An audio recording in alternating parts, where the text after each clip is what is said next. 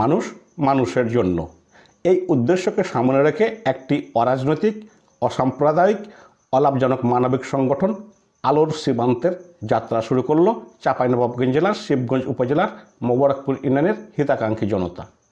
মোবারকপুরের সন্তান মোহাম্মদ বশির আহমেদ কয়েকজন যুবককে নিয়ে গত 5 মাস আগে শুরু করলেও আনুষ্ঠানিক শুভ উদ্বোধন হলো আজ শুক্রবার। এ সময় একটি মত বিনিময় সভা ও প্রতিষ্ঠানের লক্ষ্য উদ্দেশ্য নিয়ে বিস্তারিত আলোচনা করেন মোবারকপুরের কৃতি সন্তান রাজশাহী সরকারি সিটি কলেজের ইংরেজি বিভাগের সহযোগী অধ্যাপক জনাব মোহাম্মদ শরীফুল ইসলাম মিলন। তিনি বলেন, শুধুমাত্র সমাজের অসহায় মানুষকে সহায়তা করার উদ্দেশ্যেই এই সংগঠন।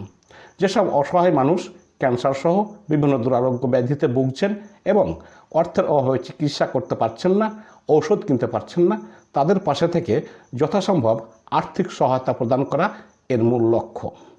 এছাড়া যারা অসহায় প্রতিবন্ধী, মেয়ের বিয়ে দিতে অসমর্থ বাবা মা, অসহায় বৃদ্ধ, এদের পাশে দাঁড়ানো আলোর সীমান্তের অন্যতম উদ্দেশ্য। উদ্বোধনী অনুষ্ঠানে উপস্থিত ছিলেন এলাকার সকল স্তরের জনগণ। আলোর সীমান্তে সংগঠনকে এক বাক্যে সমর্থন জানান উপস্থিত সকলেই। সেই সাথে মানবিক সংগঠনের পাশে থাকার প্রত্যয় ব্যক্ত করেন তারা। পবিত্র কোরআনে স্বেচ্ছাসেবার গুরুত্ব বোঝাতে এটিকে নিজের জন্য কল্যাণকর হিসেবে আখ্যা দিয়েছেন মহান রব্বুল আলামিন।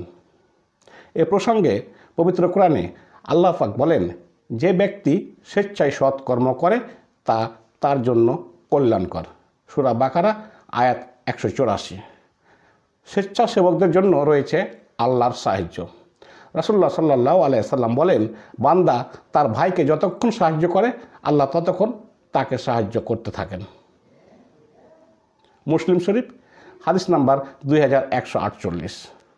আমরা মানুষ, আর মানুষ হিসেবে আরেকজন অসহায় মানুষের পাশে দাঁড়ালে আল্লাহ খুশি হন।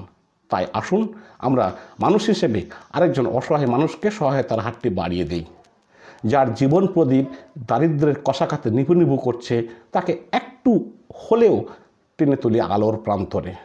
এই প্রত্যয়ে আপনাদের সকলের সহযোগিতায় এগিয়ে যাবে আলোর সীমান্তে ইনশাআল্লাহ।